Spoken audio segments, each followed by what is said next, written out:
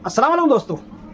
मुफ्ती साहब से ताल्लुक़ रखने वाले शफीक राना साहब को गिरफ्तार कर लिया जाता है और इस ताल्लुक़ से मुफ्ती साहब कुछ नहीं बोलते राना पर संगीन जिनसी इस्तेहसाल का इल्जाम अदालत ने 3 दिन की पुलिस तहवील में भेजा। इसी तरह से यूसुफ इलियास साहब को गिरफ्तार किया जाता है। गिरफ्तार यूसुफ इलियास के पास नाबालिग लड़की को शेख अकील और उनकी अहलिया ने भेजा था।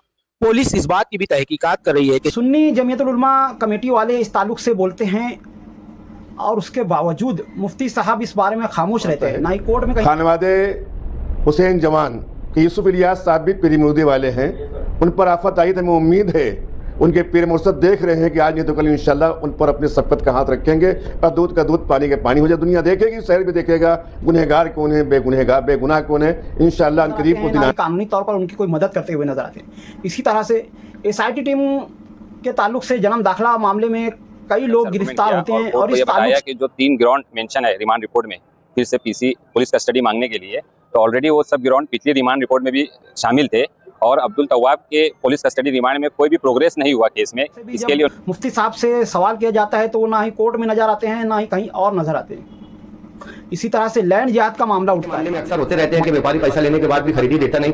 इस तरह के बेशुमार मामलात सामने आते हैं, मगर इन मामलात को मजहबी रंग देते हुए फिरका परस्त लीडरान हमेशा मालेगांव को लैंड जिहाद के नाम से मंसूब करते हैं। आज भी असेंबली सेशन में इस कारोबारी मामले को लैंड जिहाद के तौर पर पेश किया गया, जो मालेगांव शहर की मजीद बदनामी का बदनाम करने की कोशिश की जाती है और इस बारे में भी हर कोई कहता है, पर मुफ्ती साहब इस बार भी खामोश रहते हैं।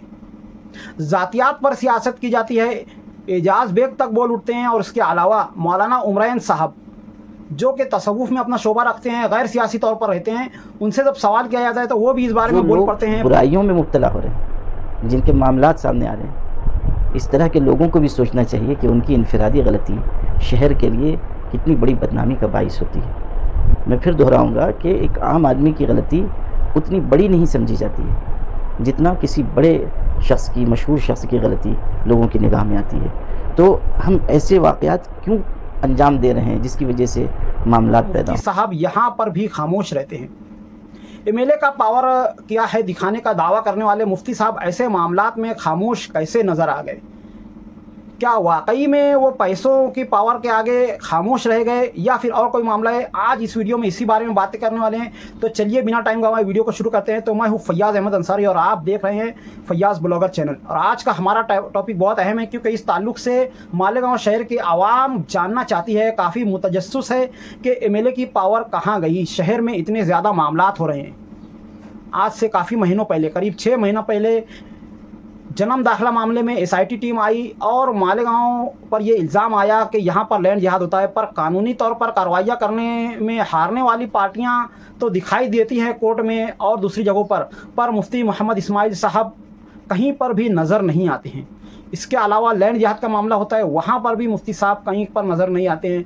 उसके बाद खुद उनकी ही टीम में इस ताल्लुक से शफीक राना और यूसुफ इलियास का साथ मामला होता है, वहाँ पर भी खामोश रहते हैं। तो ऐसा क्यों है? सबसे पहले समझते हैं कि सियासत क्या चीज़ है। सियासत के ताल्लुक से आम लोगों का, हर किसी का करीब ये ख्याल है कि सियासत एक गंदी चीज़ है। उसकी वजह यह है कि कोई भी आदमी यहाँ पर तामीर और तरक्की के नाम पर जब सियासत में कदम रखता है, उसके साथ कुछ ऐसे खेल खेले जाते हैं कि या तो उसको सियासत से बाहर निकलना पड़ता है या फिर खुद भी एक गंदी सियासत का हिस्सा बनना पड़ता है। और मुफ्ती साहब के साथ भी यही करने की कोशिशें की जा रही है। आप जानते होंगे कि MIM के कुल 15 MLAs जो है इलेक्शन लड़े थे, जिसमें से 14 MLAs हार गए। सिर्फ़ और सिर्फ मुफ्ती मोहम्मद इस्माइल साहब ही जीत करके आए हैं। उसकी वजह क्या है?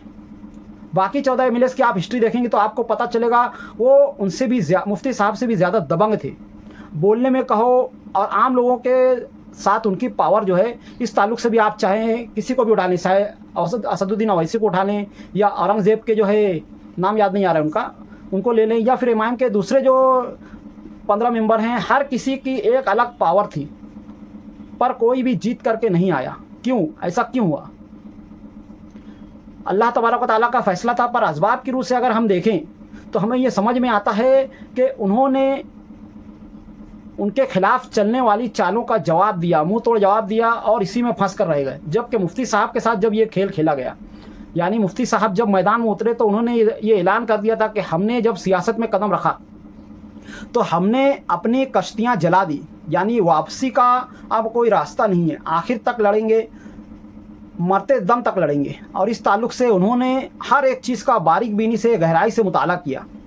जहाँ पर कहीं पर भी उन्हें ऐसा लगा कि अगर इस मामले में हम पड़ेंगे तो हमारा अपने मकसद से रास्ता हट जाएगा, यानी जिन जिन लोगों ने आज तक सियासत में तामीर और तरक्की के नाम से कदम रखा, उनके साथ ऐसा खेल खेला गया कि वो तामीर और तरक्की को तो छोड़ करके दूसरों का जवाब ही देते रह गए। इसी तरह से आप बाकी जो जितने भी सियासी रहनुमा हैं, आप देखेंगे कि जब उन पर इस तरह से सवालात उठते हैं तो वो या तो गर्म हो जाते हैं या इसी पर जो है लड़ने लग जाते हैं या इसी पर तबसरा करने लगते हैं। पर इस ताल्लुक़ से मुफ्ती साहब जो है बोलने की बजाय काम करने पर ध्यान देते हैं। उन्होंने कभी जो है ज़बानी तौर से इस तरह के मामलात का जवाब नहीं दिया।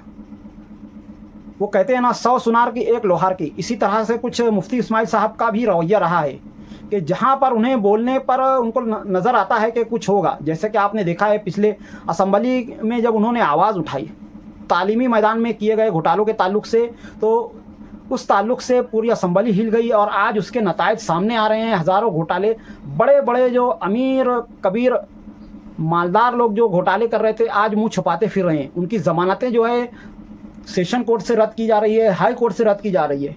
ये क्यों हो सका है, क्यों मुमकिन हुआ है? क्योंकि मुफ्ती साहब ने सही जगह पर सही वार किया है। इसी ताल्लुक़ से उनका ध्यान बढ़ाने के लिए फ़िरका परस्तों ने हारने वाली पार्टियों के साथ मिलकर एक के बाद एक शहर पर मुसीबतें लादना शुरू की, ताकि मुफ्ती साहब तामीर और तरक्की के रास्ते से हटकर इन्हीं उलझनों में पड़ जाएं और आखिरकार जब इलेक्शन करीब आए तो हारने वाली पार्टियां या फ़िरका परस्त पार्टियां ये कह सके कि इन्होंने कुछ भी तामीरी काम नहीं किया है, सिर्फ और सिर्फ इन्हीं उलझनों में पड़कर रह गए। वो कहते हैं ना कि जब हाथी चलता है तो कुत्ते भौंकते हैं। तो आजकल के ये जो मामलात हो रहे हैं ये भी कुछ इसी तरह से हैं। तो जाहिर है कोई हाथी जो है इन कुत्तों की तरफ पलट करके वार नहीं करेगा, वो अपने रास्ते पर चलता जाएगा। और जो सबसे छोटा कुत्ता होता है वही ज़्यादा ट्याव ट्याव करके आगे आगे भागता है, जबकि उसको अपनी औकात पता होती है कि अगर एक पाँव रख दिया गया तो उसका कचूमर भी नहीं नज़र आएगा।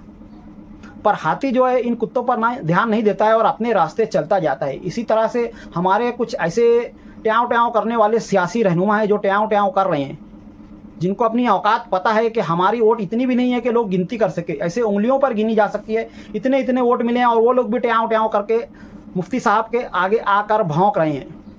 पर अल्हम्दुलिल्लाह मुफ्ती साहब ने इस ताल्लुक़ से हाजिर दिमागी का सबूत दिया और बजाय इन लोगों का जवाब देने के अपनी तामीर और तरक्की के रास्ते पर चलते रहे और इंशाअल्लाह आइंदा भी चलते रहेंगे। अल्हम्दुलिल्लाह इस ताल्लुक़ से जिन लोगों को भी जो भी सवालात होंगे कि मुफ्ती साहब क्यों नहीं इस ताल्लुक़ से बोलते हैं, तो जाहिर है आपको अब तो ये समझ लेना चाहिए कि मुफ्ती साहब बोलने वाली सियासत नहीं करते हैं, काम की सियासत करते हैं। और उनकी ललकार, उनके काम नज़र आते हैं, ज़मीन पर नज़र आते हैं, कागज़ों पर नज़र आते हैं, असम्बली में नज़र आते हैं, ऐवानों पर नज़र आते हैं, लोगों के दिलों पर नज़र आते हैं। जिन लोगों को भी इस ताल्लुक़ से ये है कि उन्होंने इनके ताल्लुक़ से क्यों नहीं बोला, उनके ताल्लुक़ से क्यों नहीं बोला, तो जाहिर है कानूनी तौर पर जो रास्ता है उसके ताल्लुक़ से अगर नाइंसाफ़ी होगी तो उन्हें पता है कि आगे क्या करना है और वो खामोश रह करके इस चीज़ को करके दिखाएंगे। और इंशाअल्लाह जितने भी बेगुनाह इस ताल्लुक़ से फंसे हुए हैं, अगर उनके साथ इंसाफ नहीं हुआ तो इस ताल्लुक़ से भी इंशाअल्लाह आगे जो कदम होगा ठोस कदम होगा। इन भौंकने वाले कुत्तों की तरह नहीं होगा कि जिनको सिर्फ़ और सिर्फ ज़मानत दिलाने में 5 से 6 महीने लग जाते हैं, जबकि आज एक मर्डर करने वाला भी 4 से 5 दिन में ज़मानत पर बाहर आ जाता है। आपको समझना चाहिए कि किस तरह की गंदी सियासत आज फ़िरका परस्तों के ज़रिए हारने वाली पार्टियां कर रही हैं, शहर को बदनाम करने की कोशिश कर रही है। इस मुश्किल मकाम पर हमें चाहिए कि शहर के हर दिल अजीज़ रहनुमा, निडर और बेबाक रहनुमा मुफ्ती मोहम्मद इस्माइल का साथ दें, लोगों के बहकावे में ना आएँ। कभी ये ना समझें कि मुफ्ती साहब यहाँ से भटक रहे हैं या बहक रहे हैं।